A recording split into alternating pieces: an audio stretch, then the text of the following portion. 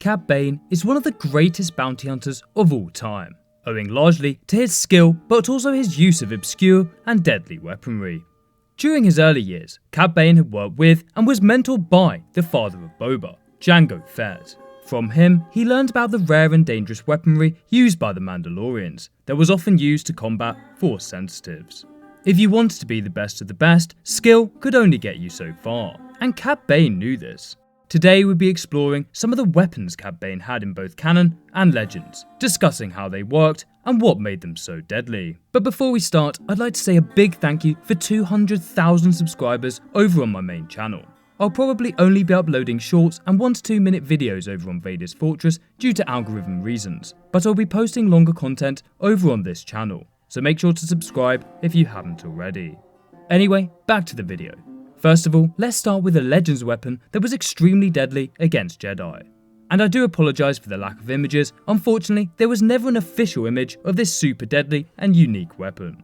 I've mentioned a few times over on VF how in actuality, regular guns, or slug throwers as they're known in Star Wars, were highly effective against Jedi. Instead of being deflected like a blaster bolt, a slug would melt upon contact with a lightsaber, causing supersonic molten metal to fly into the face of the Jedi. Of course, Cad Bane knew this, and utilised slug throwers for this very reason, just like other bounty hunters such as Aurra Sing. However, Cad Bane took this a step further. Especially during his early career, he utilised slugs made of pure cortosis. For those of you unfamiliar with this metal, it could be woven into armour to make an alloy that was almost completely resistant to lightsaber strikes. However, pure cortosis was even more unique, and upon contact with a lightsaber would completely short out the blade for several minutes. Cad Bane had the absolutely ingenious idea of making bullets out of cortosis. Not only would the bullet melt and spray the Jedi with molten metal, it would cause the lightsaber blade to extinguish, allowing Cad Bane to easily finish them off. However, the cortosis shot, as it was known, did have its drawbacks. Pure cortosis was very expensive, and also wrecked the barrel of the slug thrower, eventually leading to Bane abandoning this weapon. One of the main reasons he probably gave up his cortosis shot slug thrower was due to the effectiveness of his modified LL30 blaster pistols, or as Bane called them, his persuaders.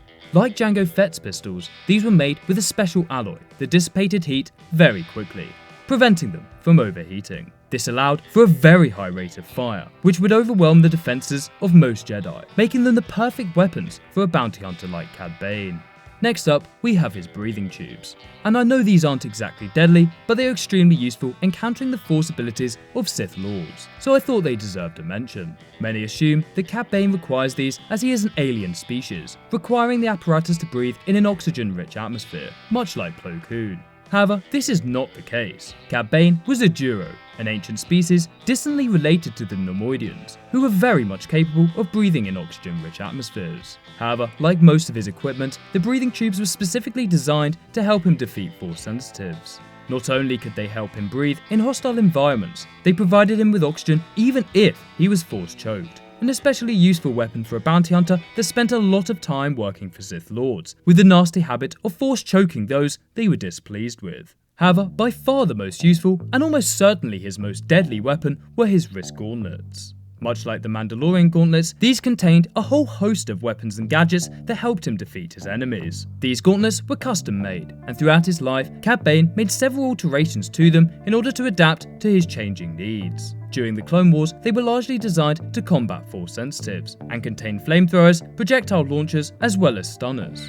Not only were they deadly, they were also incredibly useful. They housed a cable launcher, a comlink, a data uplink, and could remotely pilot his ship as well as his jet boots. Cad Bane's equipment was largely designed to defeat Force sensitives, just like the Mandalorians.